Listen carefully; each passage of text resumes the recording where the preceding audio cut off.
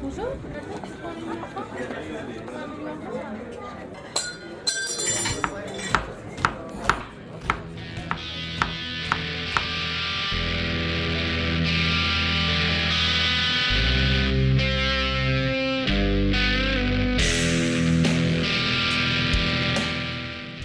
there any part of you that thought at the beginning of the journey, I could win Masterchef? I knew the whole time. I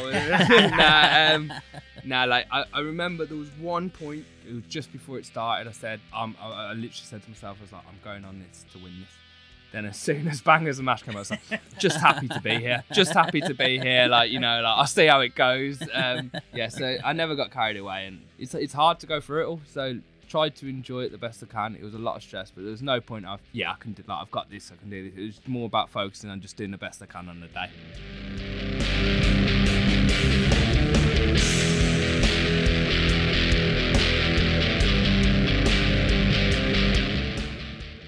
Hello everyone, welcome back to Breaking Bread, the Birmingham Food Podcast, presented by two food-obsessed mates, Liam and Carl. Sitting opposite me is the awesome Carl. How you doing, mate? You missed handsome. Awesome, handsome Carl. There you go. Yeah. And I'm Liam, as always. Just Liam. Just Liam. Yeah. Relaxed, chilled. You're in your house for change? In my house again. It's nice to change it up, but no Jez again. So if anyone's listening, they're going to be upset there's no Jez. There's no dog barking in this one. I quite like it. I leave it in. I do. Adds to the atmosphere. People like Jez. Oh, here we go. This is Jez. Getting in on the barking. Another long episode. Another good one? But it's a banger, yeah. You know, I say this every fucking podcast. Oh, this is a good episode. This is a good episode. People must be like, you think every fucking episode's good? And it's because they fucking are, to be honest. But this one's awesome. And if you miss all the stuff, some people do really enjoy the parts where we talk about where we've been and where we've been eating, places you should eat, places you should be excited about in Birmingham, and there's loads.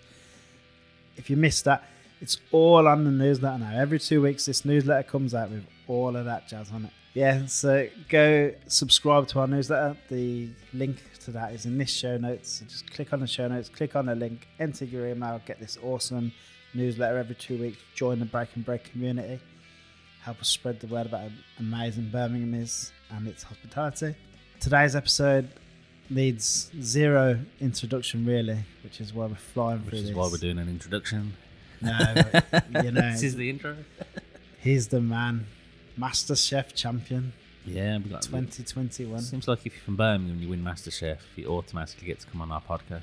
Well, I wonder how many there's been over all the years, and then we've started a podcast and we've had two. Yeah. Both of them so down to earth, incredible, talented. Dan's story is unbelievable, mate. Going across the world. Oh, yeah, it sounds pretty awesome. sweet. Yeah, He's come out of nowhere and just won Masterchef. Love it, mate. Doing a load of pop-ups. You gotta taste his food. Got to taste his food. We've got to taste his food. We've got to taste his food. Yeah, I tried it. Yeah, we'll get around to it. We know about a few bits that he's got coming up that is definitely accessible for everyone, and we'll definitely get down there and try that. But just real pleasure to have Dan on the show. Yeah, really nice guy as well. Yeah, really nice guy. Hope you all enjoy this episode. If you do enjoy it, please leave us a review, share. Do anything, just like something on Instagram. Just any little push helps push this episode a bit further, which gets our little podcast that talks about how great Birmingham is might get listened to by one more person, and it gets one more person, and it builds and builds and builds. And we're aiming just to tell as many people as possible how amazing Birmingham is. That's our aim. Masterchef champion, Dan.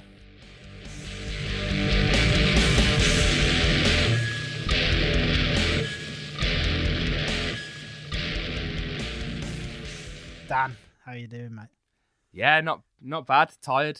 Cracking on with life. It's all changed a lot over the last 2 months. So yeah. Belly lads, 100 mile per hour by the looks of it. It is, yeah. Honestly, non-stop. But I can't complain. I can't complain. It's good fun. Does it seem real yet? That's a really cliche question, isn't it? No, everyone says it like, does it feel real yet? Is it real? Everyone's saying it's like really surreal. No, it still hasn't really sank in terms of what's going on. But I think that's, as I said, because I'm going like 100 miles per hour. I'm enjoying it. Like, obviously, life's changed a fair bit. Like, a lot busier than I was before. But yeah, like I haven't had time to sit down and just like appreciate it, kind of thing. Yeah, have a proper thing. Yeah. I'd love someone to come in and go, yeah, of course I definitely deserve to win that shit. You never get me saying that. Does your family keep you kind of grounded? No, not at all. They love it. They do love they? it more than me. So obviously, when I get home, I'm just like, I just want to switch off. I want to chill. And they just got so many questions. Obviously, they're so excited for me. They're buzzing. They're asking me like a million things. How's your day? What you got coming up? And I'm just like, I just want to just hide. I just want to just chill for a minute. You haven't got an older brother? Nah, I've got 3 sisters. So if you had an older brother, they'd be putting you in your place. They'd be Yeah, like, that was it. they'll come round here with this Masterchef malarkey. Yeah, no, that's it. It shut me straight down now. I've got my older sister. She's more happy than me than I would. Like she's constantly on it. But it's nice to have the support. Obviously, it's just intense. Yeah. So you kind of, wow. Yeah, to everyone really, you've kind of come out of nowhere.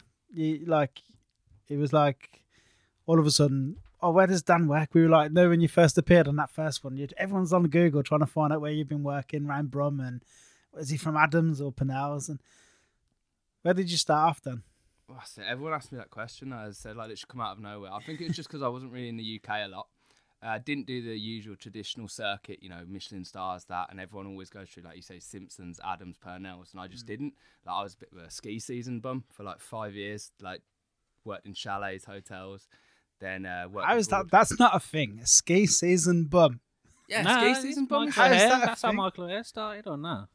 He used to just go to the ski season. That's where he'd cook every year. It doesn't sound much like a bum life. Okay, That's like yeah, living the dream. That's it. Because you go, if you do a ski season, you go out, you work for pennies, literally pennies, but you work for the experience. Someone will give you accommodation, they give you ski pass, ski hire, and you just go cook there, and that's it. So I was just doing that for like 5 years, back to back.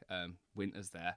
Then the summers, I'd be at places like I'd do Edgbaston Cricket Ground, do the cricket season there. Basically, I'd graft agency work wherever I could work, save up money, go travel, do a ski season, just looped it, constantly did it, and that's how I learnt. So not the traditional restaurant method. I just, wherever I could go to cook and learn something new, that's what I'd do. And obviously ski seasons, because you're in a chalet by yourself, you develop a style. Obviously mine was a bit rustic around the edges, but you develop it from there. But I started at UCB. So I went there for a couple of years, terrible attendance, like 40% attendance, like I just wasn't there. Learned a lot there, and then I did stage at Purnell's. That was like the first experience I had a Michelin star, and then as soon as I did that, I got a one-way flight to New Zealand, and that was me gone. Is that where you met Cray at Pennell's? No, I didn't met know. Cray as soon as 670 grams opened. I was like right. straight there as soon as it opened, and like I started speaking to him. Like obviously I'd followed him before, obviously Michael O'Hare, man behind the curtain. Like it's just I love his style of food, what he does.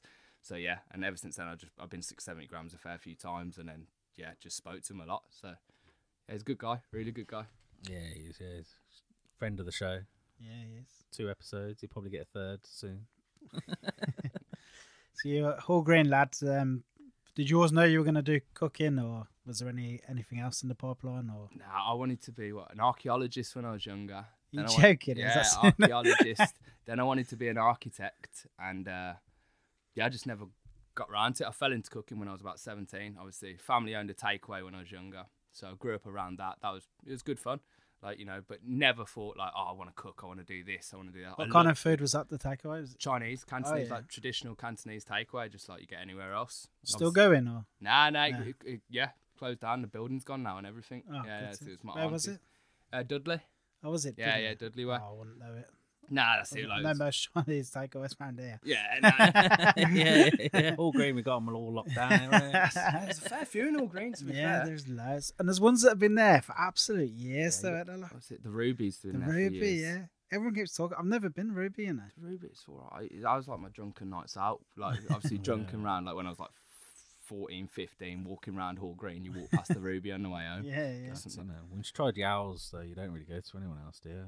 Yeah, Been to Yow's is Yow's? alright. It's just by the bridge as you go down, isn't it? Yeah. It It's looks good, man. It looks nice. I don't think I've actually ate there. Nah, I've drove it's past good, it a man. It's few really times. good. Yeah. I Yeah, like it's it. It's good. my go-to Chinese, that is.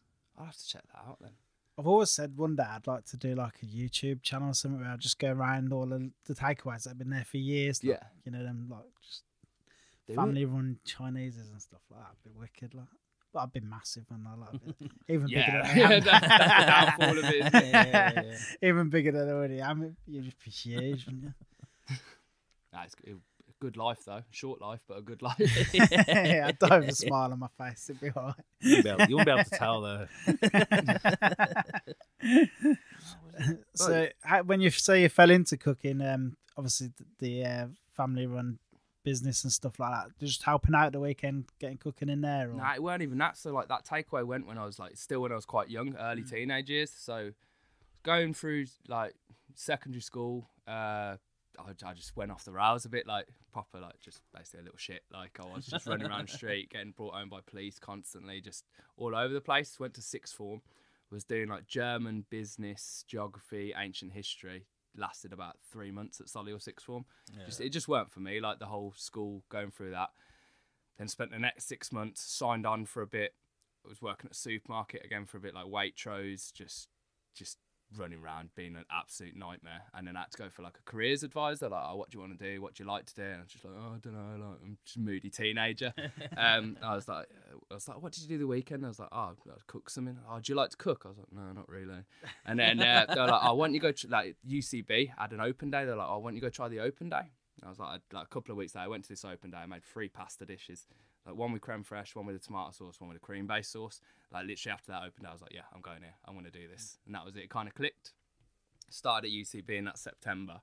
Was that 2009? And yeah, just really enjoyed it, but figured quickly I didn't like the theory side, sitting down in classrooms, stuff like that. So that's when I was a bit like, it's not for me. So I basically just started going to restaurants, knocking on doors. Like that's how I ended up at Purnell's. Well, it was actually my mum phoned up Purnell's for my 18th birthday present. Go do a shift.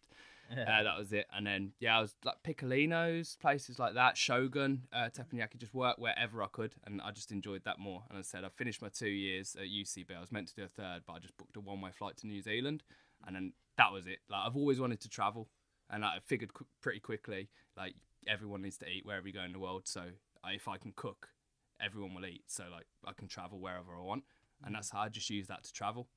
And did you figure that out on your own, or did someone like tell you that at college? You know, if you get your head down, get a qualification, you can get cooking anywhere.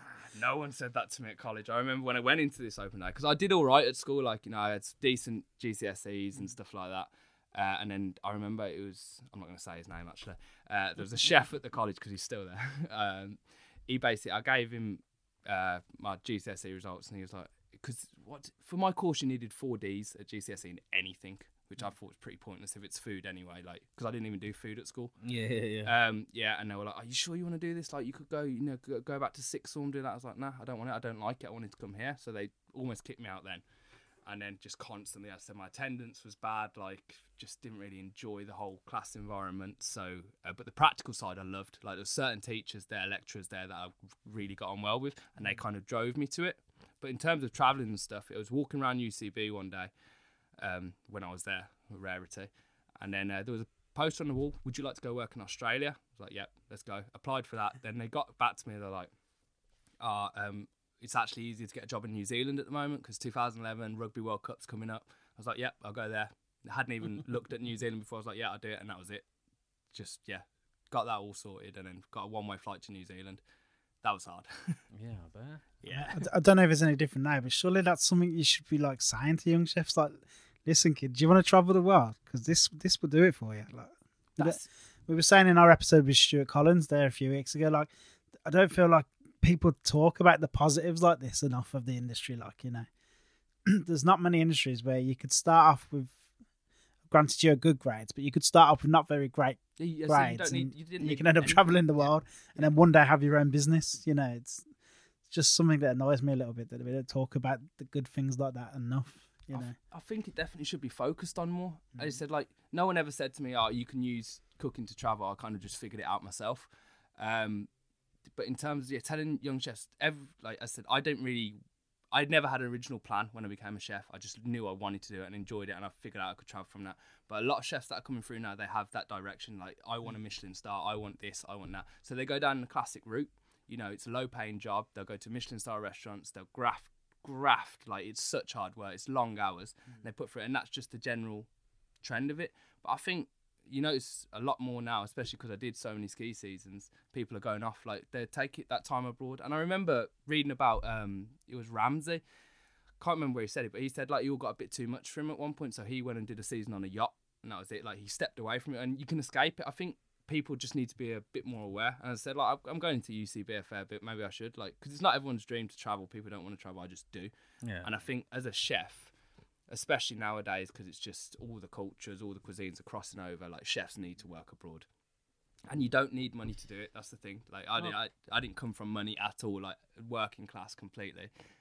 And you don't, because I see restaurants, like really good restaurants, like Noma, Central in Peru. Like, I've looked at doing stagiaires there. You can't do it unless you come from money. You've got to take 3 to 6 months off work. You've got to work for free. So you need to come from money to do that. And the idea of doing that, like, puts me off completely. Whereas if you go do a ski season, you go work in like a really nice chalet, a villa, yeah, you've got to get the opportunity, but it's all paid for. Like, that's how you use your cooking to travel. And then obviously you work your way through it. You meet people, you work in nice villas, you work in nice chalets, you meet people, you build a reputation that way. So it's definitely a way to go. But it depends what people want from it all. Like, I wanted to travel, that's why I went looking for it. Whereas some people, they just want to stay here, work their way up, which there's nothing wrong with that. Like, you're producing some incredible chefs in this country. Yeah. So I think, yeah, it's just what you want from it. But I said, I like to travel. Like, anywhere I will go, try everything. No worries. I've slept on beaches. I've slept at the side of the road. Like, yeah, don't mind. So I was going to say, man, like, you said you just got one way to get to New Zealand. Yeah. What did you do when you got off the plane? Were you just like, oh shit, what am I fucking gonna do now? So I nearly came home straight away. Yeah. I had one night booked in a hostel. Got to the hostel because I landed about 6 a.m. Got to my hostel about 8 a.m. Looked round. I was like, obviously, I just turned 19. Like, never been away by myself before. I'm literally the furthest point I could get away. And I was like, what do I do now? And it's like, I can't stay in this hostel. So I went and found an apartment that day. Like, it's crack den, absolute crack den. Like, it was bad, but I had a job lined up. So I went and met them. So I was like, spoke to them, got a job. Then, yeah, the first month and a half was horrible. Trying to start this new job, adapt, trying to find another apartment. So I wasn't in a crack den. And then it came together eventually, but I wanted to bail. It was hard. It was hard. I wanted to bail. First month, I was ready to just fly straight back. What is it that made you stick with it? Because you get these little moments when you travel. Like, New Zealand's stunning. Like, it's like I was in Auckland. There's like 52 volcanoes in Auckland. Just started walking around, enjoying it. Obviously, I get to know people at work, and then after a month, they were like, "We've got a spare spot in our apartment. Do you want to come? Do you want to take the room?" I jumped at it straight away. I was like, "Yeah, I'll take that room." And then obviously, once you settle in, you make a group of friends. Like, absolutely fine. So it was all right after that.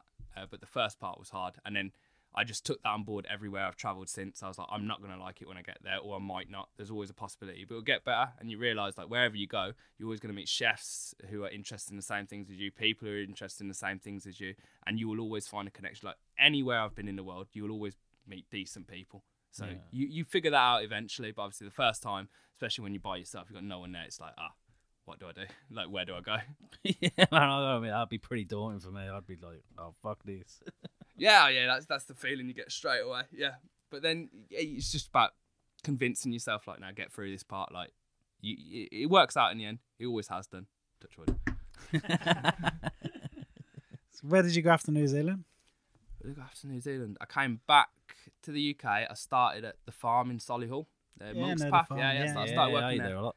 No, that's it. Like, I worked there for actually on and off for years. So I came back. I started there for a couple of weeks. Then I literally got a phone call from the company I was about to do a winter season with, and they were like, it's the end of the summer season, we're a chef short, do you want to come out? I was like, yeah, go on. So I flew out to Sardinia, and I did the rest of the summer season there, came back to the farm for like a month or two, then went on my first winter season in La Plan in France.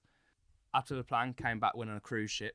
That was horrible. Never, ever. Really? Ever again. So I know I've spoken to a couple of people that worked on cruise ship and they loved it. Really? Yeah. So not in the cooking, they're in the entertainment bit. Yeah, okay, yeah. Chefs on the cruise ship, not a chance. Nah. Never again. Wouldn't they ask me to go back, wouldn't dream of it. Like, yachts are a bit different, but cruise ships, you're pushing on actual slave labour. It's horrible.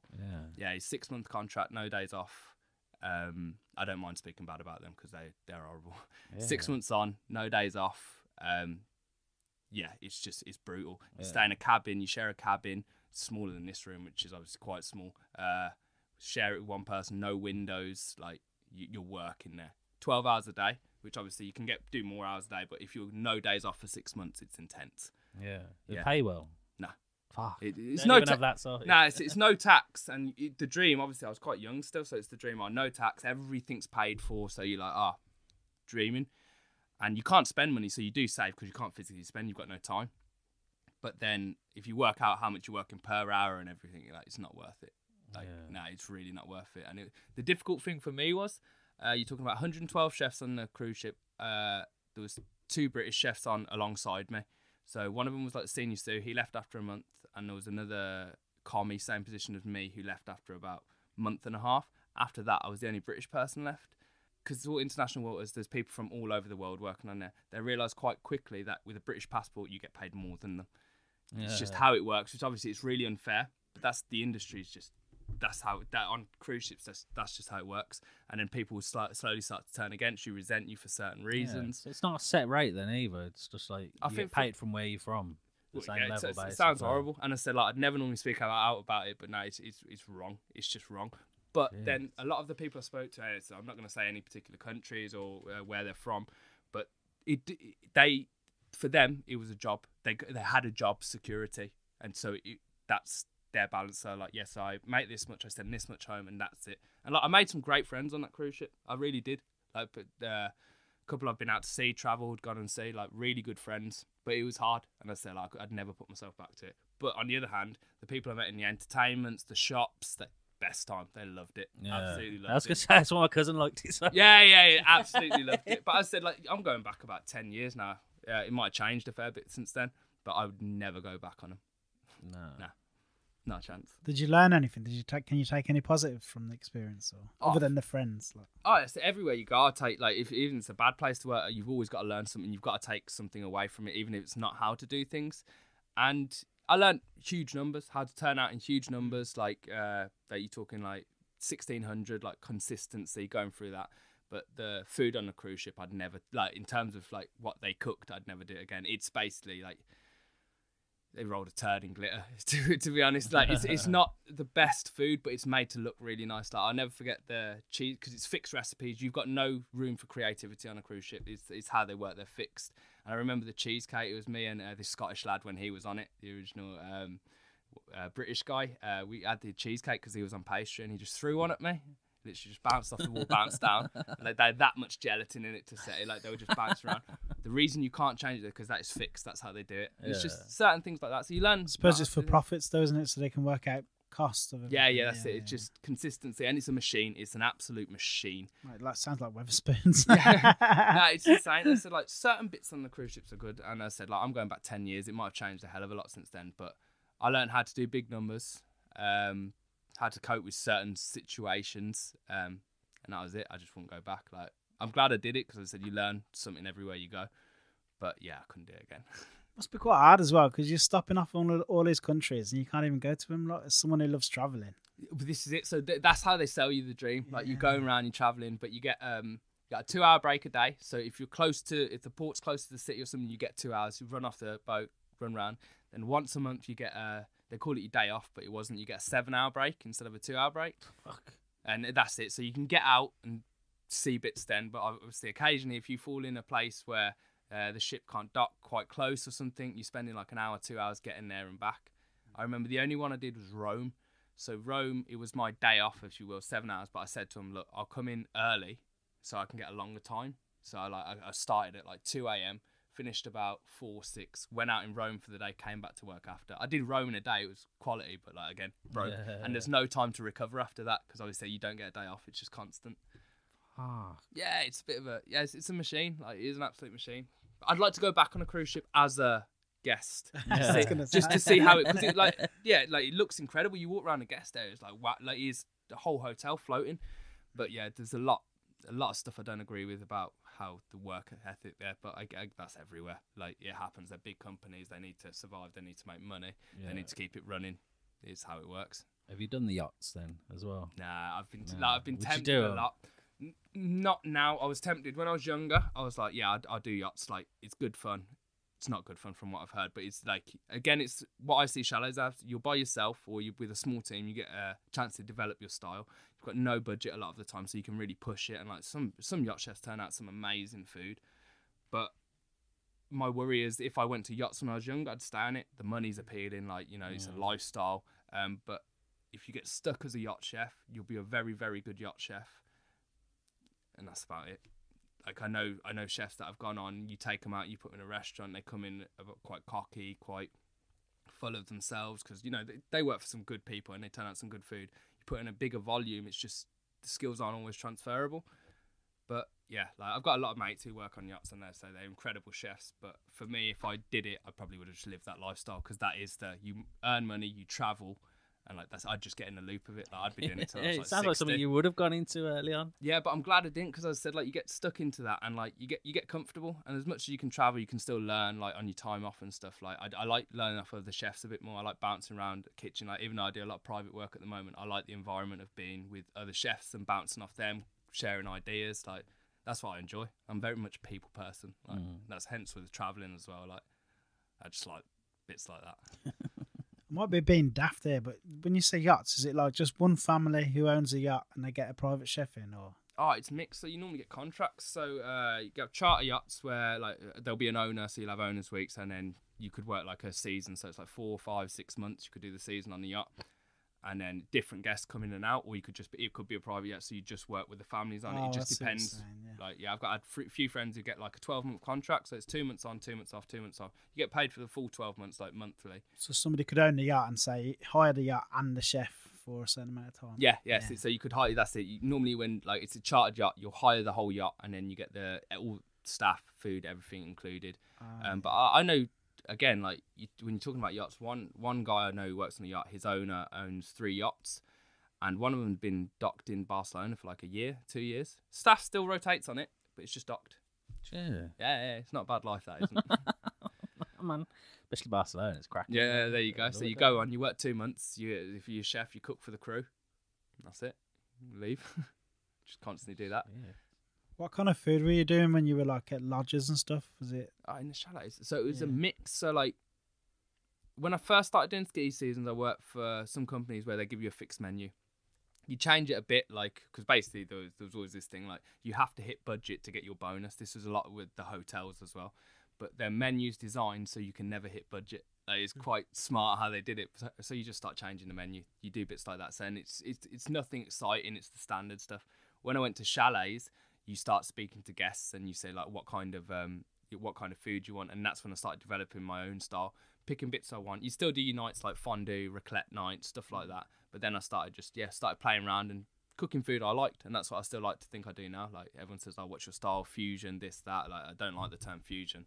I just cook food I like to eat. That's it. That's literally all it comes down to. Not style or anything like that. Just food I like to eat.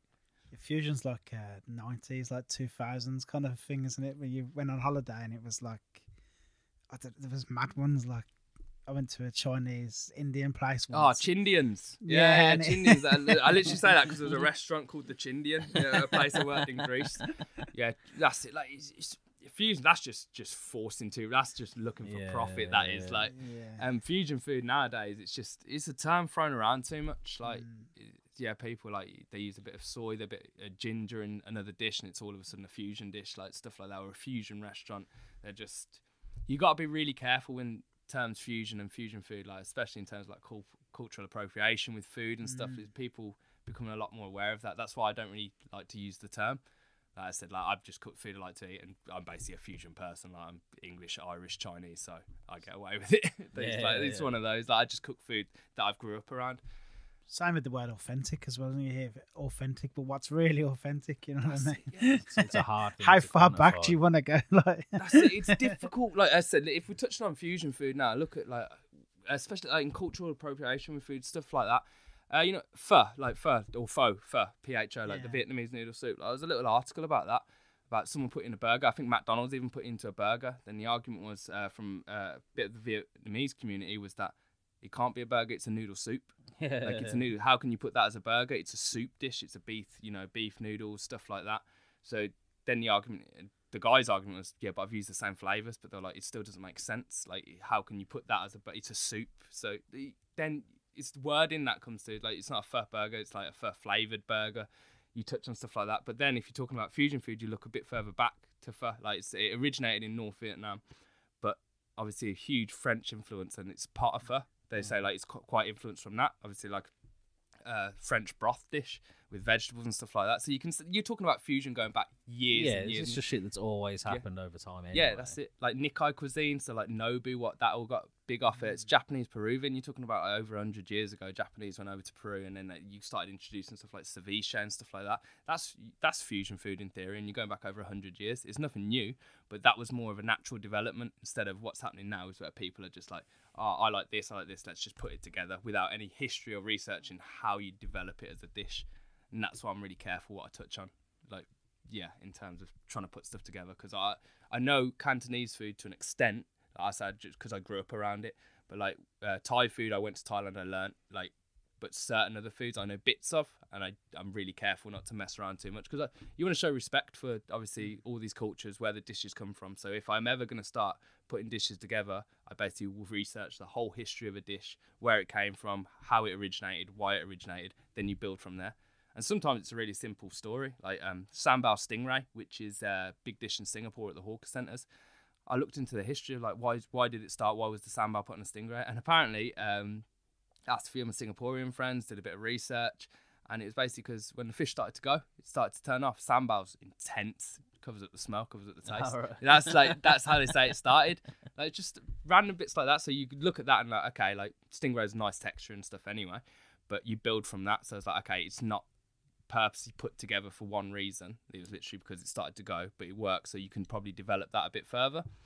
But yeah, touchy subject. I think you probably hit it there on the head. It's going back, doing a bit of research, being careful, you know. Whereas a big corporation coming along and saying, I'm going to butcher something there, but like you said with the faux burger, faux sells well, yeah, but then burgers sell well. Let's just whack them together, yeah. And we can make loads of money. Exactly. And it can be done. Like, it can be done. Of course, it can be done. People, as I said, we go back years. Like, people have put this stuff together, but as I said, it's just a bit more being careful with what you do and how you do it. And there's nothing wrong with it. Like respect, yeah, that's it. It's just showing respect from where it's from. And you look at the world now. Like, everyone's here, there, and everywhere. It's not like, you know, this is one place. You have different cultures everywhere. So it's gonna happen. It should happen. Like, it's how you move forward with food. And like to see all these chefs trying different things and like pushing forward with that, it should be done. But I said, like, just make sure you show the respect to like where it came from. Like, and I think that's really important. Yeah, look, we're talking like we're in Birmingham. Yeah, this is like one of the most diverse places ever, and like that's it. Like, it's just banging at the moment. It's going off. Like, so you said, and it all come together, and it will work. As I said, it's just the respect thing, like making sure like you understand where it's come from. Like, the worst thing like I see a lot of people doing is go to a cooking school, like a cooking course, like a day or 2 days long in Thailand, which is great, like learn it, understand the food, but they'll come back and they're an expert in Thai food, and they're like, people have said it to me, they've tried to correct me on this and that, and it's just like, I get it, I'm always open to learn and understand, but when I've done these cooking classes as well, like I did one in Indonesia, it was great, in introduction, I see them more as an introduction into the flavours and techniques, but then when I was in Thailand, I worked at a place called Nam, which was like, it was the first Thai restaurant to get a Michelin star, really good restaurant. David Thompson was the exec chef, and Prin Polsup was the head chef. Like, he's an incredible chef. And you learn, like, Thai food is not like red, green curries. Like, it's not just pad thais. There's so much more. Like, the green curry they had on at Nam was from Chonburi, so it's broken down into regions, and there's no coconut in it. It was dry. Splash of water. It was a dry curry, but you'd never associate that with green curry. But that's what they were trying to teach me. They were like, it's not green curry. There's curries from different regions, like, and obviously you will get the coconutty ones with a creamy sauce through, but it's broken down completely. It's not just that. And like the chilies, the heat out there is too much for me. Like, the amount of spice they actually use. And that restaurant was quite interesting. There was a pork dish, a stir fry dish they had 32 different chilies in it for one person. So if you did a double portion, 64 chilies, and this is all like pestle and mortar by hand, and we're doing 120 covers, a 1-star service. It was hard. Everything's pestle and mortar. Like, I loved it because it's so like you're really in the moment. As soon as them chilies hit the pan, everyone's coughing in the kitchen because it's that intense. And then because I asked for it, I was like, I can have one less spicy, and they're like, no. They're like, this is how it is. That's what they want to showcase. Like, this is how it should be served. But if you don't want that, we'll just recommend something else. And like, I really appreciate that. Like, I get it. Like, they want to showcase what it is actually about. Obviously, but then if I brought it back here, that pork dish, I wouldn't do that many chilies, and then it's not as authentic. But it's what I've learned, I've developed, and you go from there.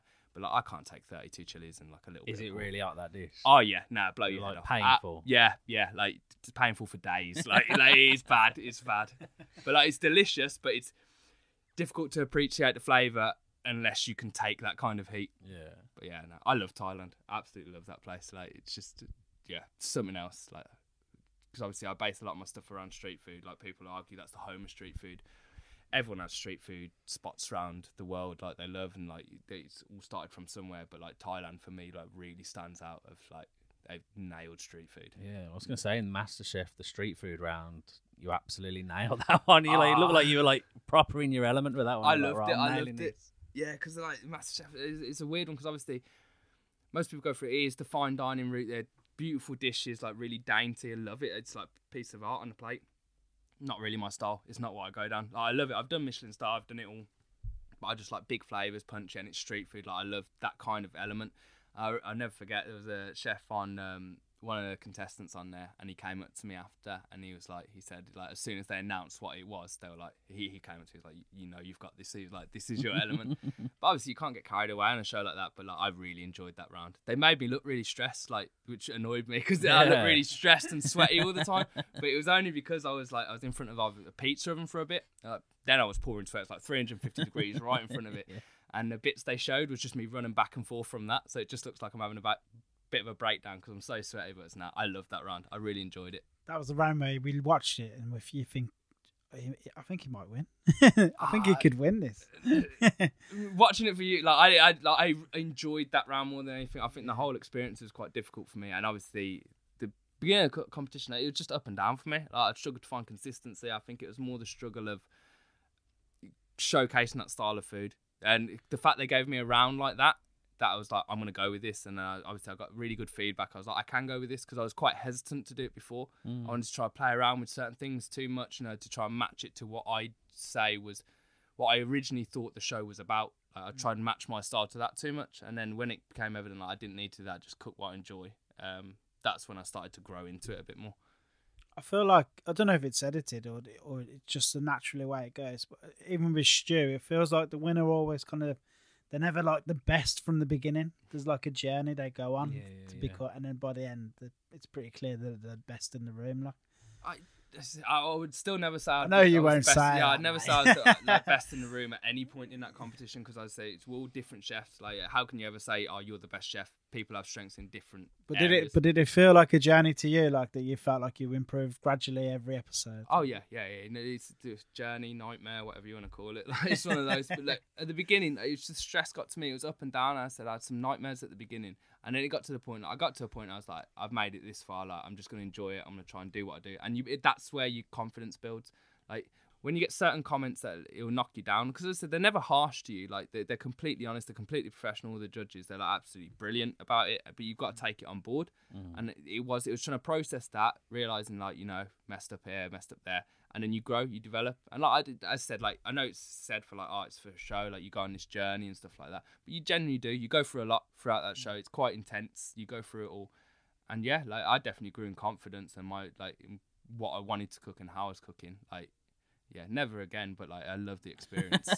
Obviously, I never do shit like that again. But love doing it. Never walking back into that kitchen again. Like never. But like I'm so glad I did it. Like it was incredible. Like the whole thing. I just couldn't imagine the classics test thing at the beginning, the very first thing that you do. It's like, I couldn't imagine anything as scary as a skills test. And I could see you here squirming because yours was not great to watch, man. Right, my skills test. The thing with that is, obviously, you find out you're going on the show, and like a couple of weeks, maybe a month before, you're like, okay, this is going to be your date, kind of thing. Like, so you prepare yourself the best you can. I was just going through like LaRue. I was classics this, classics that, watching previous skills tests, like just drilling myself as much as I can, getting my mates, my cousin, because he knew I was going on it because he was helping me out, getting him to just send me different things, like just tell me to make it. I was just practicing all these classics. And got to the day, obviously you fall into pieces anyway. It's all new to you. Like, it's excitement, it's nerves, it's all hitting you, and you walk through, and like you just like Marcus just staring back at me, like, okay, here we go. This is it. Like, see, you're just there. Look around, they're like, oh, we want you to do sausage, mash, and an onion gravy. Just threw me completely. I was so ready for, like, I say I was ready. I was never ready at any point. I was just ready for, like, some classical French dessert or something like that, or something I'd never heard of. And sausage and mash, and I was like, I know what this is, but I just started to, like, what's going on? Like, I said, like, 20 minutes, off you go.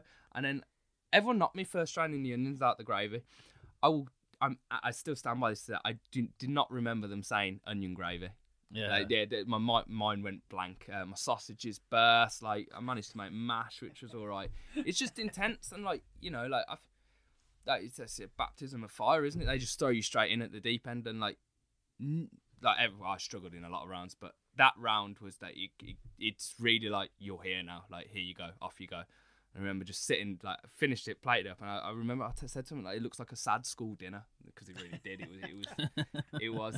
But like, no, I got it through. It was edible, which was always a bonus. Like, it could have gone a lot worse, but as I said, like, sausage and mash, it was like one of those. And then who was it? Dario and Lauren after me. They were on my episode. They got the monkfish and pea and bacon ragu.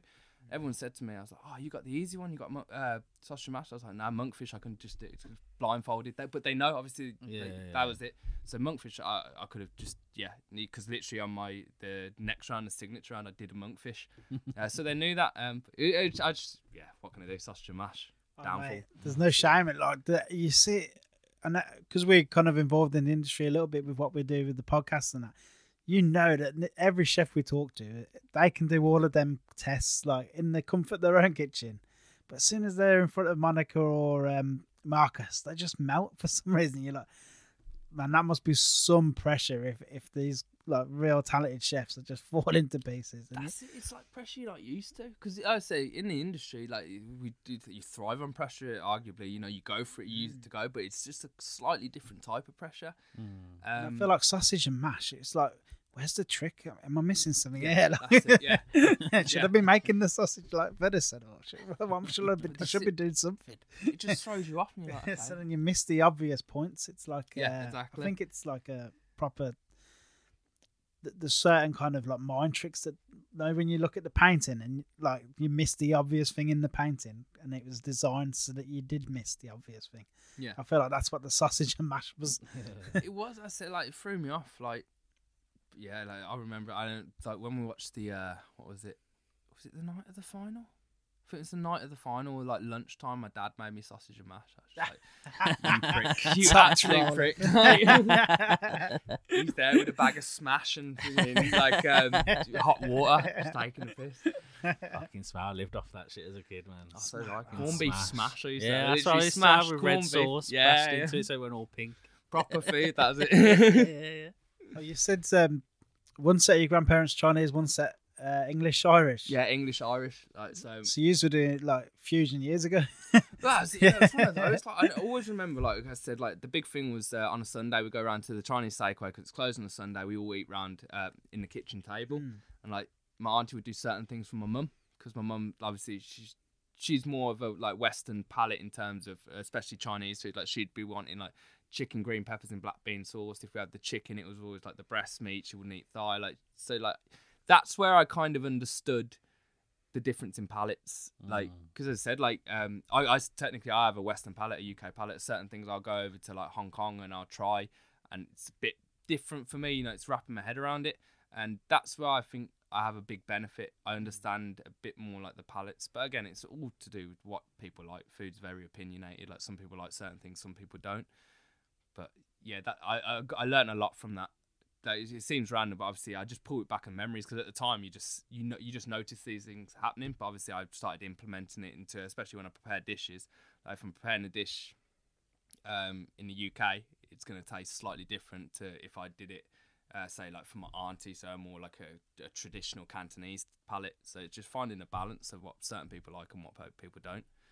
But I like it as well. It's just learning at the same time. It's just constantly learning. And yeah, I've had some nightmare dishes, but it happens. Cool. What made you go on MasterChef? Oh, hangover. Yeah, no, it was I remember like I had some friends, one mate Hannah, she was pushing me for years, like literally, just go on. She watched it was Stu's one, and Liv Burt was on it, Olivia Burton, and my friend Hannah was obsessed with her, and like she was like, oh, she's so good, like you should go, that you always wonder, you're not as good as Liv, stuff like that. I don't take it at the time because I'd not really watched much MasterChef before. So I was just like, oh, yeah, okay. And then it got to the point, like, I literally went on a weekend in London, came back on the Monday. I was a little bit hungover, just scrolling through Instagram. And I think the ad popped up, apply. And I just went for it. I just applied for it. And that was it. I did say to her, I was like, I'm going to prove to you I'm better than Liv Burt. That was the worst thing I ever said. Because literally, as soon as it started going on, I was like, should not have said that. I'm going to crumble to pieces. I'm about to fall apart. But... And like after I applied, it was December 12th I applied. I didn't hear anything for months, kind of like forgot I applied, didn't hear anything. And then one day I got the phone call and that was it. The process starts. Yeah. It seems a while ago now, but it wasn't even that. Yeah. Time concept's gone because of COVID and everything. That's it, yeah. It's just so we missed months. Around everything. When did everything Were you living in the UK at the time or were you back here? Yeah, I was back in the UK by this point, so... What brought you back here? Just... So I was working in Singapore. I worked at 2 restaurants. I originally went out there to work for a place called Origin Shangri-La Hotel. We opened that. It was like a open fire grill restaurant, like whole concept, farm to table, really cool. Like best beefs like I've ever worked with. Like, and I learned so much about beef, wagyus, like picking it apart, stuff like that. That was really cool. Then after there, I basically figured I did everything I could there. Like my head chef was still there because I was senior Sue. My head chef, she wasn't moving anywhere. I wanted something else. I wanted a different project. There was talks about me taking a different restaurant at Shangri-La, but then these guys opened a place called Table 65 in Singapore, which is on Sentosa Island, and they're like, look, we're opening this year. We're going for the star this year. Like we need, like no questions asked. We're going for it. Would you like to come on? So they offered me sous chef. I was like, yeah, I'll go for that. And then we managed to get the star after 9 months. We got it in September. Yeah, we opened it like New Year's, and then we got star in September. Then after that, I was like, I've got nothing else to give in Singapore. Like that's it. It's ready to like 2 years, just over 2 years, ready to go home. So I said I moved back home, and then first private chef job came up straight away. I went out to Switzerland, worked for a family there who I worked for last year as well. I'm gonna go work for them this year. Like I get on really well with them. They've actually been really supportive of everything. Like really, really good family. Yeah. So I moved back after that, and then COVID hit. That was it. COVID came down after I came back from there. And then there was talks about me going back out to Singapore to open a restaurant there. But then again, that fell through because COVID just carried on, as we all know. And then, ended up working at a supermarket, going through lockdown. Like, it was an interesting time.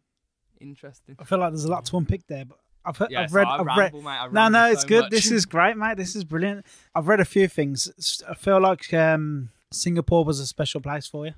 Oh, it was just completely, as I said, like where was I working? I was just before Singapore, I was in Thailand. That's why I was learning a bit more about Thai food, street food, like diving into that a bit more. Then I got a job offer whilst I was just finished in Thailand, was on holiday in Myanmar.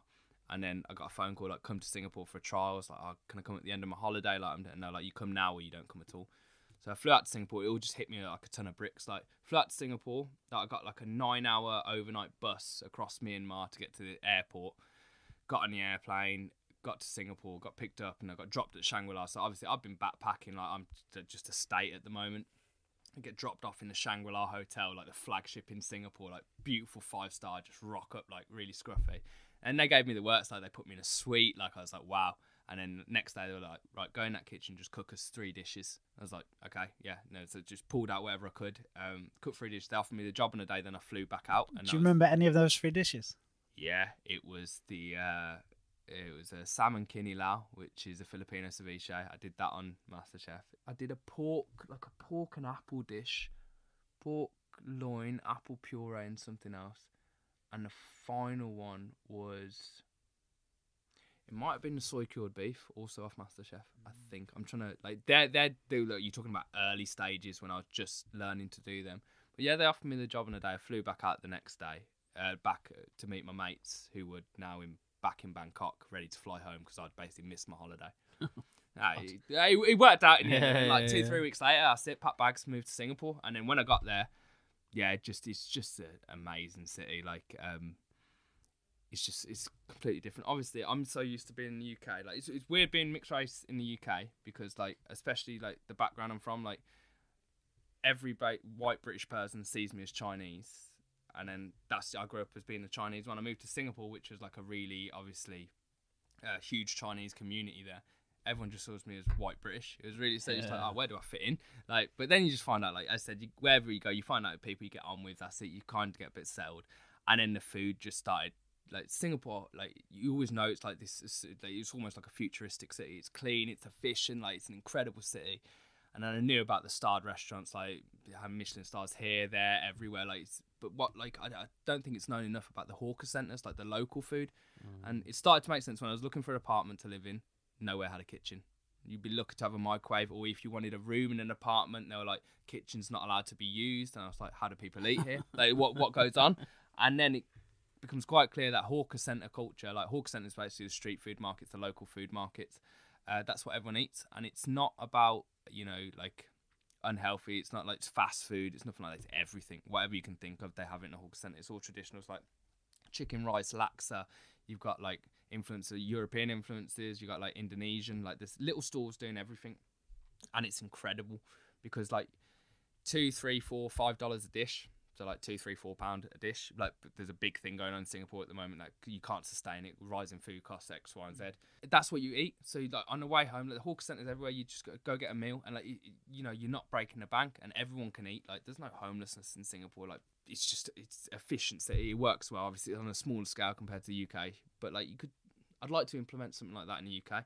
Because I said, like, it's not unhealthy food. Like, it's just really good food, such variety, such affordable prices. And that's how everyone's eating. It's literally a part of the culture there. And it's incredible food. You know, you're talking about people who have done a couple of dishes their whole lives. You're talking about perfection on these dishes. It's not like someone's just decided, oh, I like this, I'm going to open it. It's like you're going back like generations that this is what they cook. But that's also a problem with the hawker centres in Singapore. The younger generation don't really want to go into it as much. So the older generation, like, you know, you're losing a lot of hawker centres, like these really good places.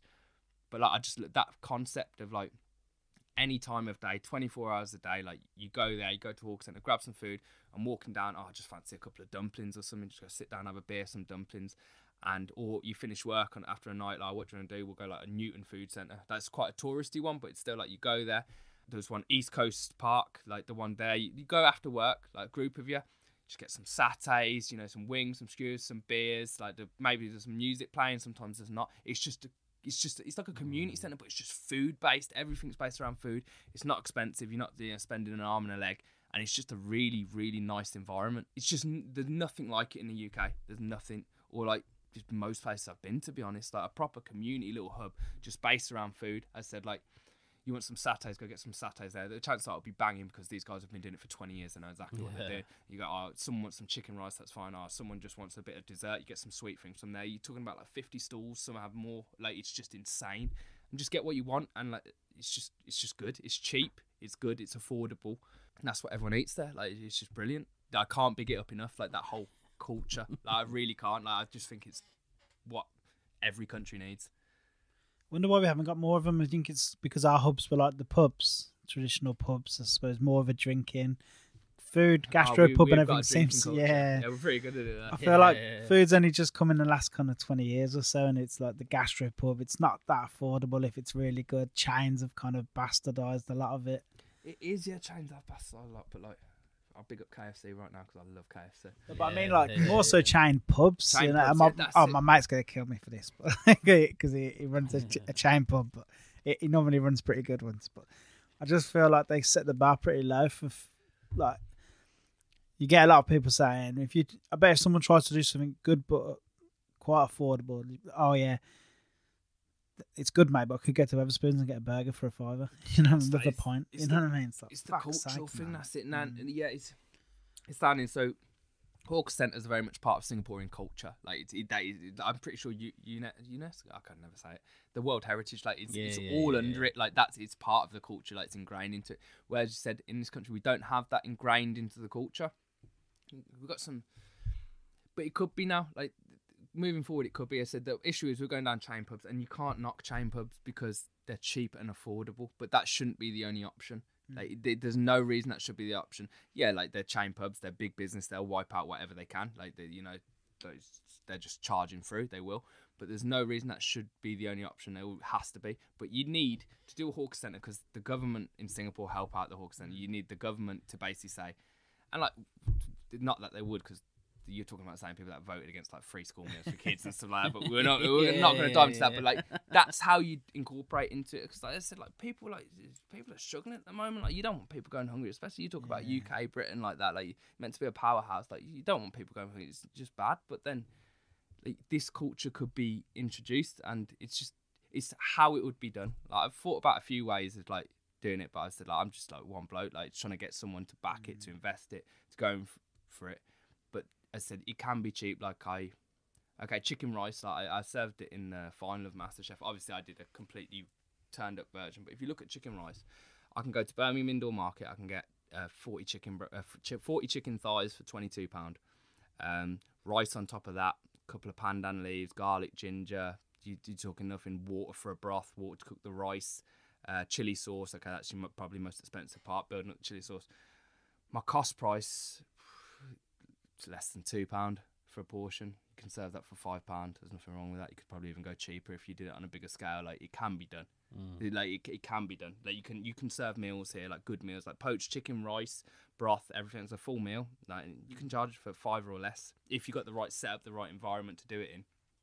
Obviously, if you start serving it in a fancy restaurant or something like that, the price goes up because rental costs go up. That has an effect. But if you basically ripped everything down to its core and put something like a hawker centre in place, there's no reason you couldn't do that. It is an option. And if you've got a couple of them, I'm using chicken rice as one example. I did like my turnip cake. I did that on Masterchef as a low back go, like traditional dim sum dish. It's cheap to make. It's rice flour, corn flour, turnips, like whatever you want to put in it, water. Like there's ways around it, and it's not unhealthy. It's healthy food still.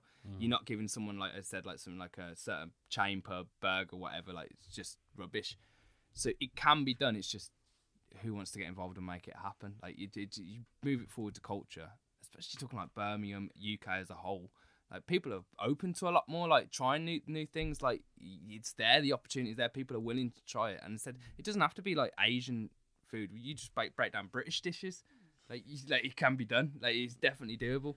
I feel like the first hurdle you'll face with everything is the first person you speak to about it will say, well, how much profit's in it? How much money is in it for us? Yeah. And when you say, well, I'm not that keen on the profit side of things, but I've got a real cause here. I've got a belief I want to implement. Oh yeah, good for you, mate. But how much money am I making? That's it. That's People the first greedy hurdle. about it. It's a shame, man. It's a sad reality, but it always comes down to business at the end of the day. And I said, like, they're touching it a lot in Singapore at the moment. Like, basically, in Singapore, the hawker centres, they need to increase the prices because food costs are going up. That's just how it works. Food costs are going up all around the world. But if Singaporean hawker centres, if they increase their prices, there'll always be the worry that we'll lose customers because someone else is doing chicken rice down the road, someone else is doing nasi lemak down the road for a cheaper price. So if we increase ours, so that's where it's really difficult balanced out there. And hawker centres don't make a lot of money at all. Like you work hard, you do 6 days a week, you're prepping, you do it, and you do not earn a lot of money from doing it. So my idea, well, I don't know if I want to share it too much. You start pulling young keen chefs. A lot of people are interested in it. You basically if you take a chef straight out of college and you say, look, I'm going to give you your own stall, you're going to perfect these 1-2 dishes, like that is yours. Understand how to manage it, understand how to own it. Because a lot of chefs come out of college, they're cocky, they think they are a chef already. It's like, you're only just beginning. Like there's so much for you to learn.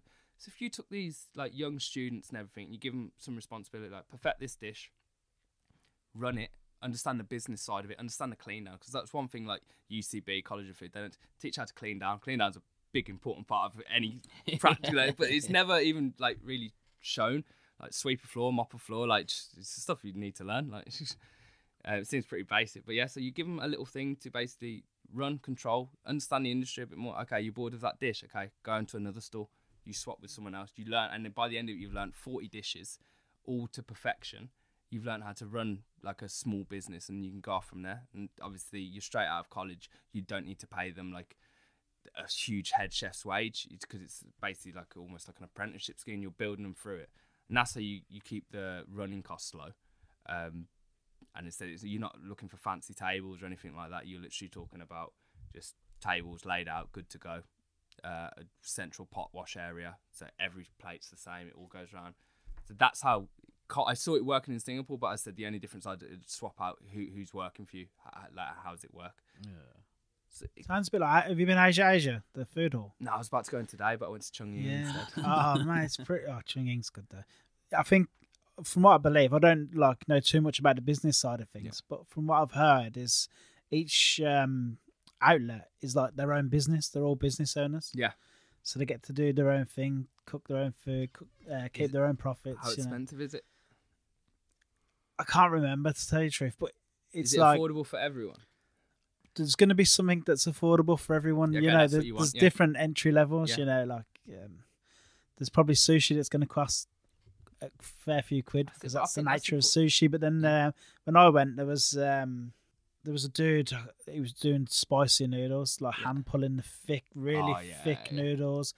That wasn't expensive at all. Like, you know, and there's a good mix. We got street food, and I don't want to hate on our street food because I love Digbeth Dines and all that, but it's not affordable. It's not affordable. Okay, but I understand why. I do understand why, because we've obviously we're good friends with Andy Lowe and Slow, and I understand he goes and meets his farmer. You know, it's like he meets the cows, he meets the shit. You know, so he knows it from source. I understand why he charges more, but I also don't understand why there isn't something more like what you were talking about that's more affordable. Did you ever work in a hawk yard while you were over there? No. No, you didn't. No, literally just hotels. Shangri-La Hotel and then Table 65. Well, I suppose most of it's like families that have done it for years. Like you just. That's it. Yeah, he said like there's a few young ones coming in there doing like burgers and stuff like that now. So it's quite interesting to watch how that developed and the side of it as well. But like Asia, I need to go check that out. It sounds like decent. Like my sister said it a few things. It's just variety and it's an option, especially for people. It's difficult to open a restaurant now. The amount of money it costs and stuff, and there's so many chefs, like talented chefs, like people ready to go. But it's just finding investment and stuff. And yeah, like I said, like there is no street food culture it's growing, but like around there's not. So I'd say like you said Digbeth Dining Club, but it's not a street food place. It's an international food place inspired by street food. But that's just word. And I think it's great what they're doing. Like it's incredible. But they broke through because you got to remember, especially in Birmingham, might have been different in London, but before Digbeth Dining, street food was a clapped out old burger van at the side of the lay-by when it that was how street they food. changed the whole concept, and that is brilliant. Like how they did it and what they've done with it. Like so many people have come out of it. Like personal opinion, I don't associate it with street food. Because street food to me is literally food for the people. It's off the street. Anyone can go up. Anyone can afford it. That's why I'm big on the hawker centre stuff. It's not expensive. You're not going to be priced out. You'd never pay entrance. So Yacht Road in Thailand, which is known as like the home of street food, the origin of street food, like some people refer to it, that you're not going to pay to go down that road. You go, you get a cheap meal and you get it. That's what street food is. Anyone can go get it. So that's why I'm just careful with the phrase. But that's just a personal opinion of mine. That's why I don't like throw around the term street food. I'm inspired by a lot of street food. But in terms of street food in the UK, it's still, you're talking about the burger vans because they're cheap. Like that is what street food still is in the UK. Yeah, outside a football ground. Yeah. So I have a lot of good memories of them. Like, that's it. It's just street food. It should be approachable, and like the whole idea of street food is that anyone can go for it. It doesn't matter if you're sitting on like a £2 million house or you're sitting on a bit of cardboard. Like you can still, you can get there. Tokyo's a lot like that. Yeah, you go down like it's a rude name, but Piss Alley. And you go down, it's just these tiny little bars, and you got someone in a fancy Armani suit, and then just someone that's they look like a cleaner. They might not be a cleaner, but but like it's that just sat next to each other in this tiny little bar, both eating the exact same thing. Yeah, exactly. And it costs nothing. Yeah, that's what it sort of should all be about for me. Like, that's what street food is to me. Essentially, like anyone can get it, anyone can afford it. It's accessible to everyone, but like. It's just difficult. As I said, like it always comes down to profit. At the end of the day, it's business. Like I'll open a restaurant. I want to make profit. I want to make business off it. Like it's just how it is. But at the same time, I'd love to do like a hawker centre alongside it. And that's where I see like a bit of a balance in the universe kind of thing. That's it, man. I'll get Andy Street on the blower, UCB, try and make it happen. Yeah. it's like what I said to Zoe in our last podcast. I said like profit shouldn't be the be all and end all of your business. It shouldn't be. Profit should be like water for us. So we can't survive without water. Yeah. But it's not the be all and end all. We're not thinking about it all the time, obsessed with water. And for a business, that should be like profit. So businesses need profit to survive. It's a horrible fact. It's just the way it is. That's it. It has to work. People but it shouldn't be. Profit shouldn't be the be all. The money shouldn't be the be all and end all. It should enable you to do whatever your real goal is. So in your case, obviously, to just do affordable, good food for everyone. Yeah, like it seems like it's proper cliche, a bit dreamy, like, but it's just it'd be nice if that was the ideal world. But as I said, like it'll always come down to money at the end. It'll always be you need an investor, and the investor's going to want to know how much the return's going to be, and it's going to be a greedy landlord. Yeah, that's it. Yeah, like I said, you're dreaming way too big here. But like I said, this one you get the government involved, like you get them, like because it can be done. Like the system can be put in place, it can be done. But then like.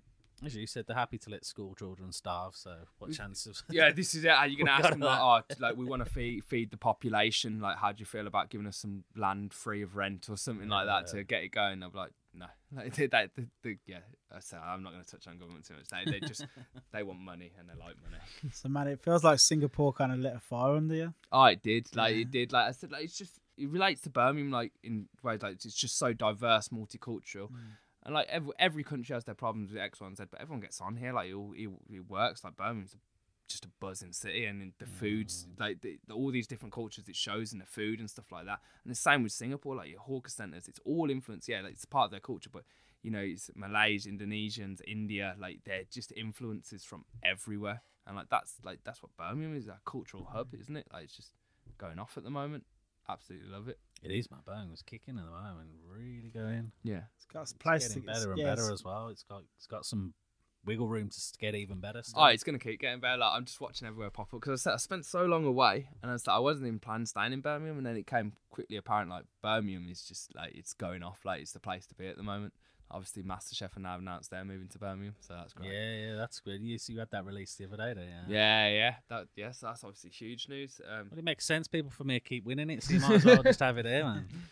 Like it's good for Birmingham as a whole, isn't it? Like they're doing it in Digbeth, like the studios going in Digbeth, like it's just Digbeth. Like we're here now, like it's on the mend. Well, you took me down a dark alley for this, but no, it's on the mend. Like it's just popping up Sturchley, all the places popping up in Sturchley at the moment. Moseley Village has always been there.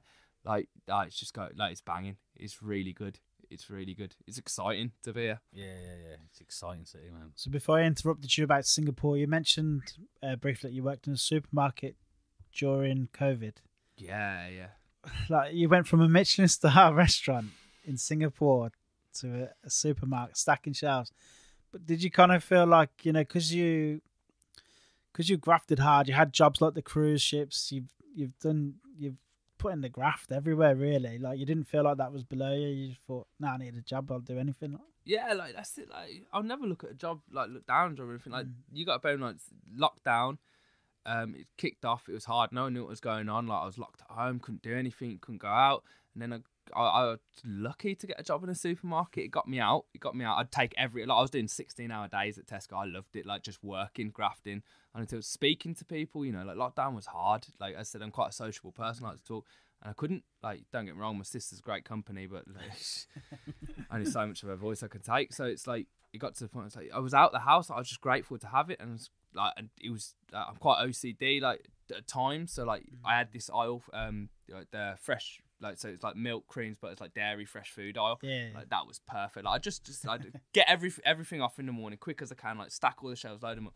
Just stand at the end of the aisle, wait for someone to take something, run down, just replace it, pull it forward. Like just make little like gains for myself. And like the people that worked there were great. Like obviously we're all going through the same thing. A few people from hospitality started at the same time as me. You know, because everything closed, it all basically went to shit, didn't it? So I was just grateful to have it. Like it was a really good experience, kept me going. It's not just in terms of like paying the bills, like just mentally. Like I was grateful to be there, to be honest. It was cool. I met some nice people there. Like my first supper club I did in Lichfield. The woman Annette who I worked with on Fresh Foods aisle, she came straight there. She was there sitting on a table. Like it was really nice. Nice. So you still talk to a few of them? That's because it's my local Tesco. Oh, Tesco, yeah, of course. Yeah. Robin Island. So like, that's it. Like I still pop up there, grab some stuff from there. What did they say? Like, I can't believe you won and stuff. Like, it must have been mental. Well, when I was working there, they didn't believe me I was a chef. Like, I was just saying, like, I'm a chef. They're like, what do you know? Like, you really? No. And when I left, I made a cheesecake. I brought them in a cheesecake when I left. But like, they're really happy. The people I spoke to, they're buzzing. So, what did you do? Did you go back over the tunnel and say, "I told you this was a chef." No. So, like, I've been in, like I said, a couple of times since, but obviously normally got mask and covered up. Like I kind of hide it away. A couple of people there recognise, but yeah, it was just a mad experience to think I was there. But I said forever grateful for it. I know you're very down to earth. Was there any part of you that thought at the beginning of the journey, I could win Masterchef? I knew the whole time. I was, like I remember there was one point I said, it was just before it started. I said, I literally said to myself, I was like, I'm going on this to win this.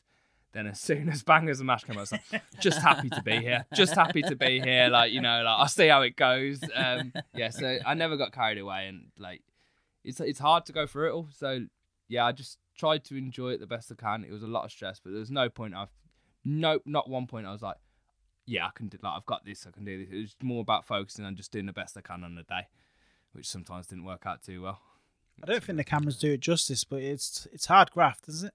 Oh yeah, really hard graft. Like, you know, like it's just mentally preparing for everything. Obviously, the pressure of being there. It's a new environment. It's a new kitchen. Obviously, you're still adjusting because you got to bear in mind it's not a kitchen. It's a studio. Like, so you're adjusting around that. But like the whole team, like everyone behind them, like they're really good. They're supportive because obviously they've done it for years. It's the same team. They know how to look after you. Like, and like a lot of still speak to a lot of the crew. Still speak to a lot of contestants. It's a really nice environment. Like, we all kind of supported each other. But at the same time, it's just huge pressure. Like, it's a lot to go through. It's all new. It's just trying to, like, if anyone was going on a show, it's like, just remember what you're doing. Like, you know, you enjoy to cook. You like to do it. Stay humble. Like, don't be the guy that goes on and, you know.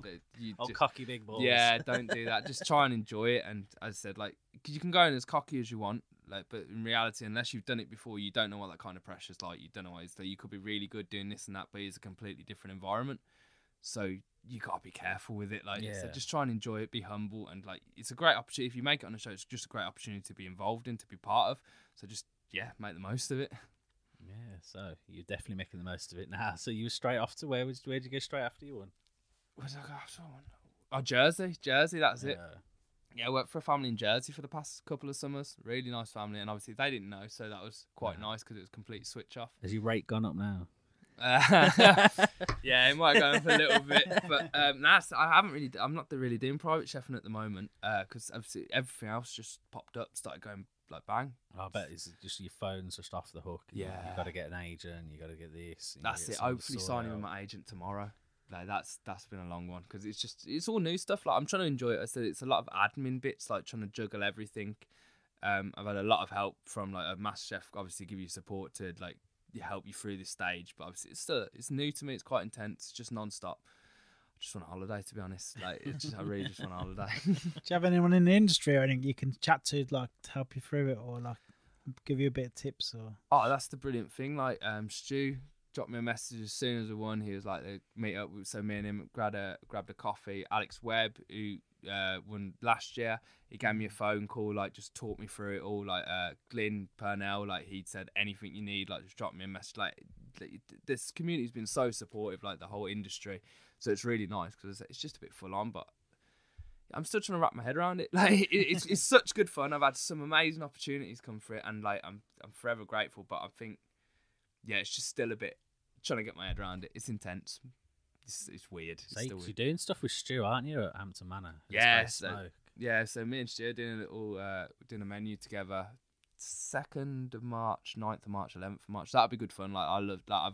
Smoke's just an incredible restaurant. Yeah, I've been there. It's nice. Man. Yeah, it's just brilliant. Absolutely brilliant. So I'm really looking forward to it. Like, I like Stu's style of food, like, and everything. It's just a nice little thing for Birmingham as well. So yeah, I'm really looking forward to that. I was writing the menu up today, actually. We'll finalise that. So that'll be good fun. Interesting. Yeah, all this new stuff, like Stu Dealey, like Glyn Purnell, they're speaking to me and that. Like, it's just weird. It's just weird for me. Like, I still can't. Yeah, like loads of messages. So I'm like all these huge chefs I've always looked up to, just like congratulations, this and that. It's just mad. It's Cray not trying to get you to do something with him. Cray, I said to Cray I'd do something. I'd love to do something at 670 grams. Well, I keep pestering him to do it. To be fair. Oh man, you could do like a Great British Menu / Masterchef. Good luck trying the ultimate crossover. Good luck trying to pass that across them two shows. Like. I don't think it's ruining any secrets, but obviously Masterchef's filmed a little bit before it goes out on telly. Yeah. Where did you watch the final? Where I watched the final? Oh, I watched it Cuban Embassy. Did you with all your family? And Yeah. stuff? So like, obviously, it was really difficult because no one knew, and I was like, I can't invite people. It's like, what do you say? It's like, do you want to come to Cuban Embassy was it a Thursday? Like next Thursday? Why? I just like it's like it's a bit of a random one. Like but yeah, I got a few friends, family. I told them on the day before. It's like, yeah, just got a little room there, set up a projector and watched it there. It's good fun. Yeah, good. But then I had to go straight to Manchester the next day to do BBC Breakfast. But like, if you ever actually saw the interview, I was sat in a hotel room, literally 2 minutes from the studio, because I was so ill I couldn't do it. So I did it on Zoom. I was like, yeah, just like, just get through this like 10-minute interview and did it. But that was mad. The night of the final was crazy. I was in this taxi going to Manchester. Like, my phone went mental. Like, I've never seen anything like it. So I had to turn it off. Like, it was just that was a bit much. Threw me off. But yeah, no, here we are. It's weird, like, I'm sat with you two now. Like, obviously, like, it's all still a bit surreal for me. Like, yeah, you've reached the big leagues now. Yeah. Never mind BBC and all that. Who are they? Awesome, man. I feel like we got everything kind of in, and we've took a good hour of your time, and you're a very busy man. Yeah, man, it flies, doesn't it? It does, man. I just ramble, mate. Like, anything you want to plug, or what am I doing? I'm gonna do something with Wine Freedom. Yeah, I love Wine Freedom. Yeah, I'm so Big like fans of them. Speak to them like in the next week. No, this week. Yeah, this week. Fucking hell, going now. Something with Wine Freedom. What else am I doing in Birmingham? I'm doing a T20 England India. I'm basically just gonna wrap my head around it. I want spots to do stuff in Birmingham. Yeah. Based around the street food concept. So I'm happy to do Hampton Manor with Stu, obviously, but still it's pricey. Yeah, I found smoke very expensive for what it was. Yeah, but like, it's good. It's but brilliant. It was expensive.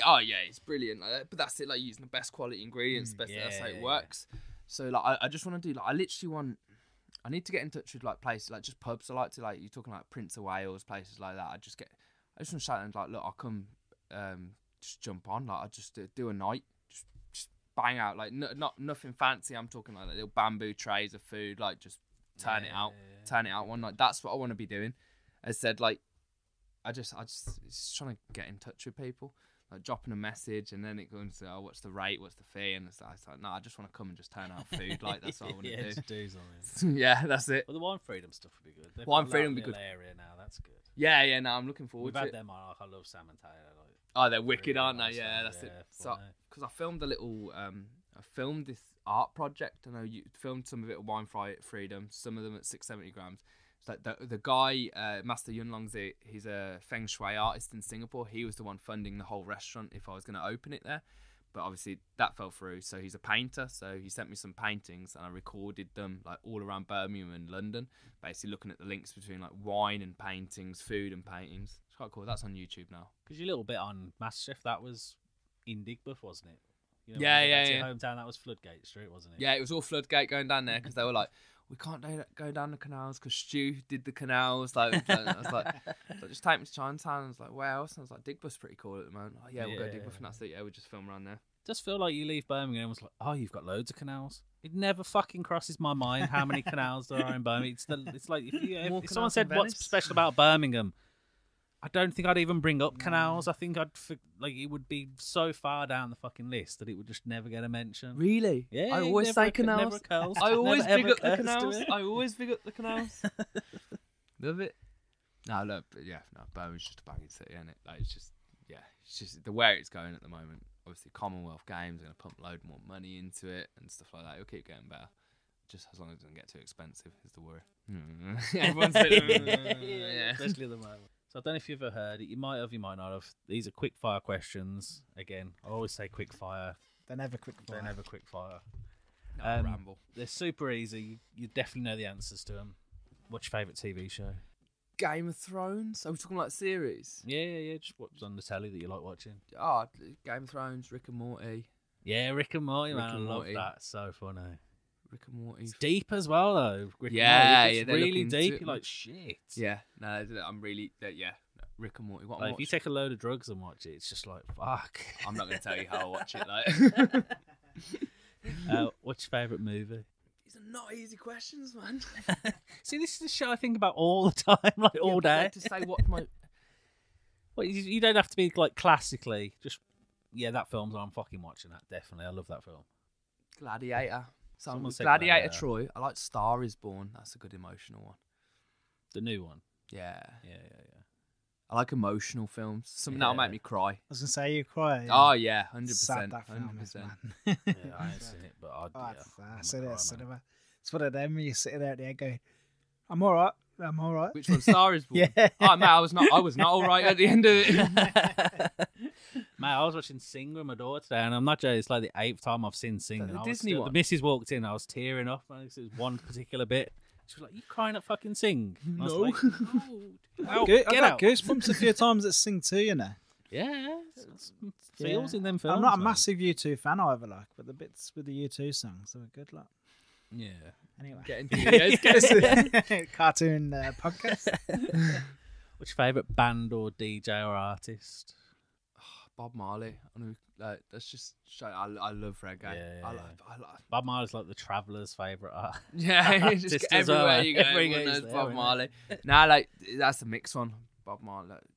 Because my favourite song changes. Like I like a mix of music. Like, I went to see One Direction by myself. Like that's the standing Etihad Arena. Do you have a favourite cookbook? No. Not a particular one, no. No, nothing stands out. You know what? No, like, there's loads of chefs, good they don't ones. have- some people rather reel off like a long list of cookbooks. They had this one, this one, this one, this one. Or there's people just like, No, I have a lot of nah, cookbooks. Yes, I love a lot of cookbooks. I love it, but like no, in terms of a favourite, no. Can you recommend 3? 3 cookbooks. Yeah. What's it called? It's like, is it Szechuan Kitchen or something like that? It's like 60. It's about 20 quid on Amazon. Like Szechuan Cuisine or something like that. It's a red book. It's just really simple. That is an amazing book. Macarons by Pierre Chem. Oh, what? I can't say the name in French. Obviously, great book on macarons. Like, it just works. It's just difficult. Yardbird. It's like charcoal something and fire or something. That's a really cool book.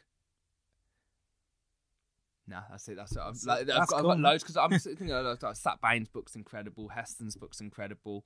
Like Corey Lee Bennu, I've been looking through that recently. There's like Igni, which is like an Australian one. Like I can just list because I literally have piles and piles of cookbooks which I go through. Ones that stand out there, that Szechuan, because I'm currently going through it. I'm trying to learn about Szechuan cuisine and stuff like that. So I'm really into that at the moment. It's mad.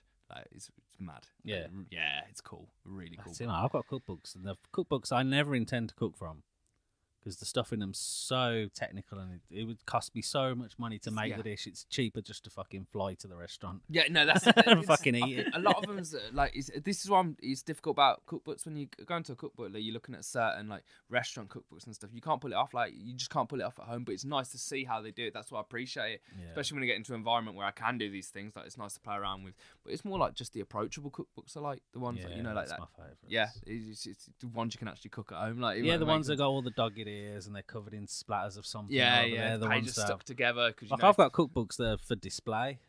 Like, they're just out on show, or they're the coffee table. That's it, just to have like, there. Perfect, pristine condition. Never going to cook anything from it, but it's fascinating as fuck to read and see the techniques. You're like, shit.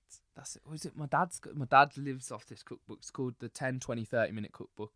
And you're going, this must be about 30 years old now. It is awful. But he lives off that cookbook. But if he does listen to this, his food's great while he cooks from it. Perfect. I think we might know the answer to this one. What's your favourite big fast food chain? KFC, hands down. Yeah, man, that's my one. 100%. Hands down. What's your favourite takeaway?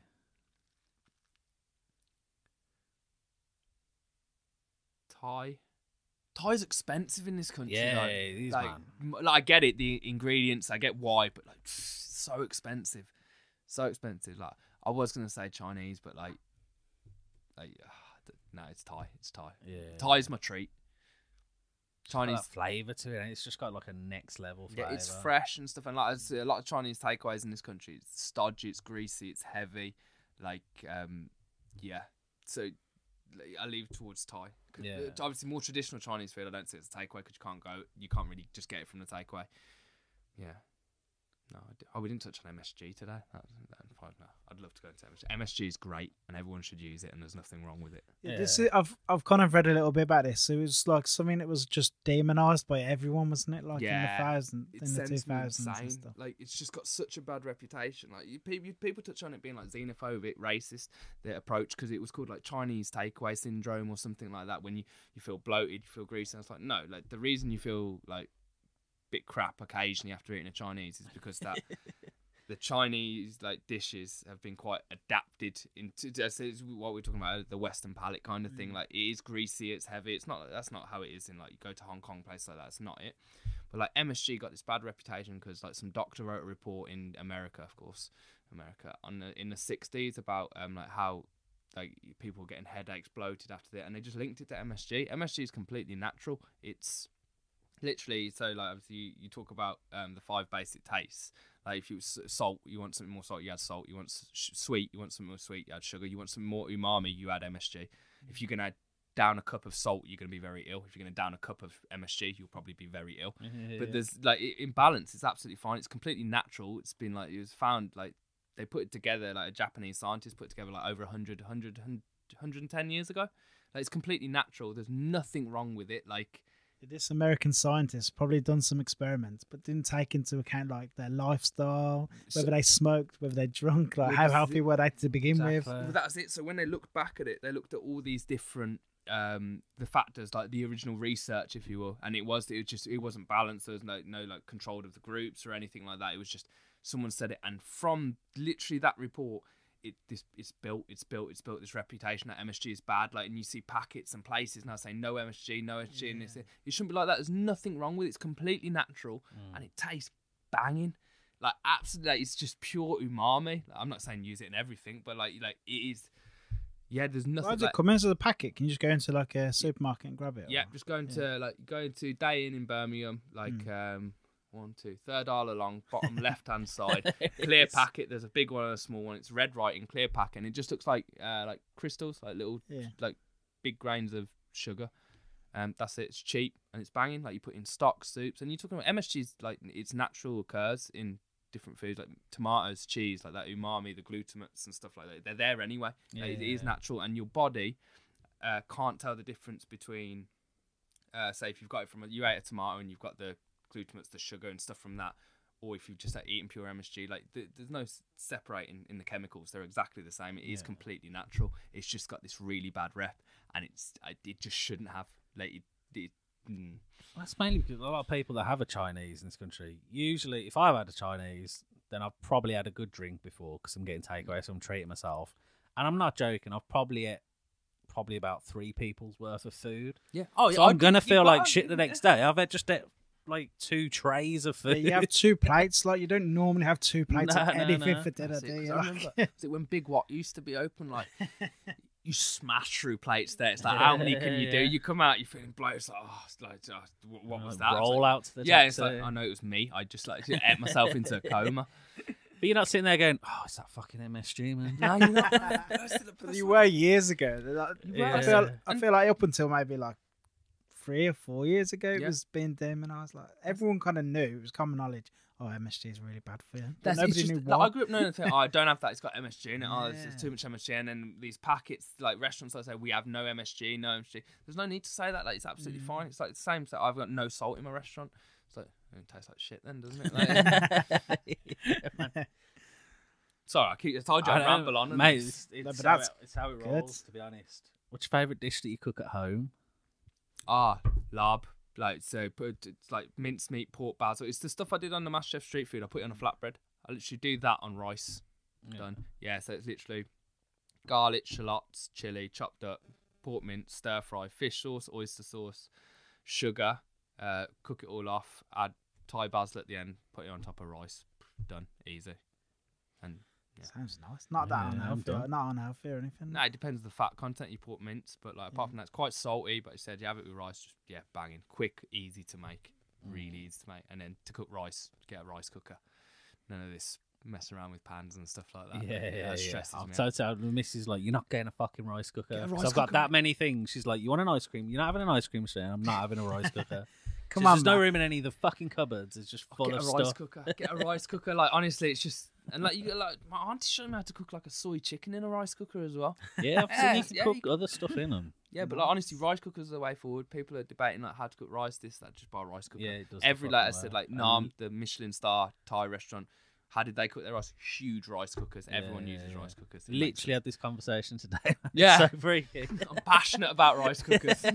Nah, I'm controversial. I don't cook rice anymore. What'd you do? I get the Uncle Ben's, man.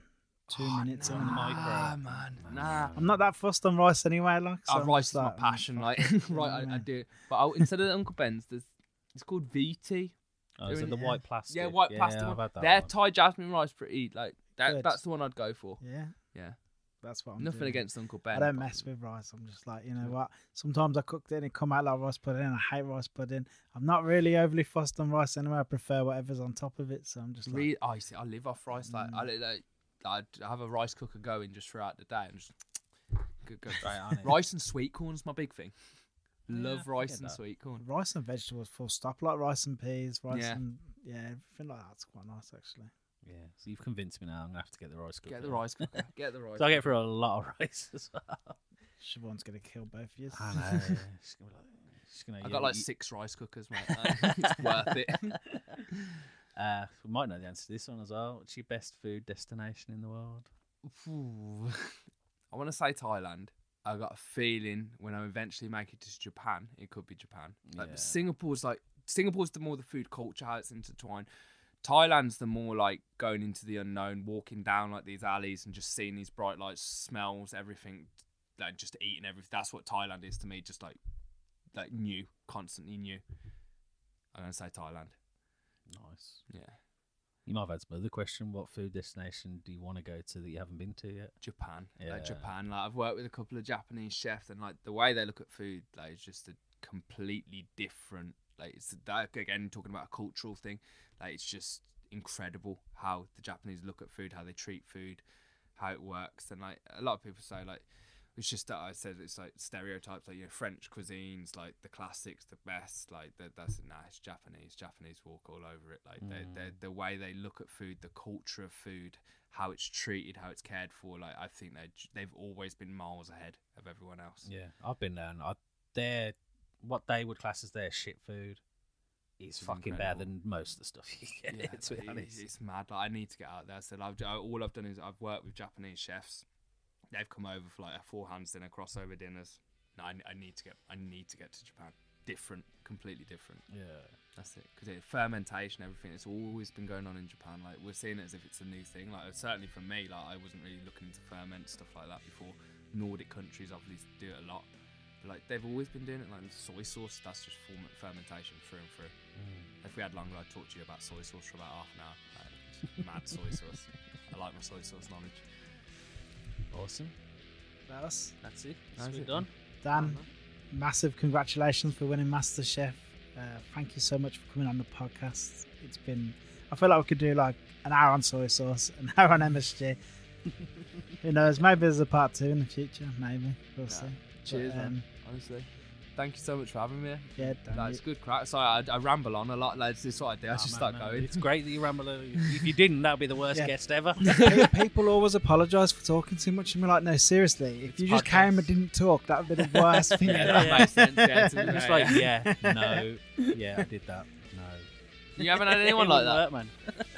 We have. I'll tell you when we switch the mic. Awesome. Thank you, Dan. Yeah, cheers.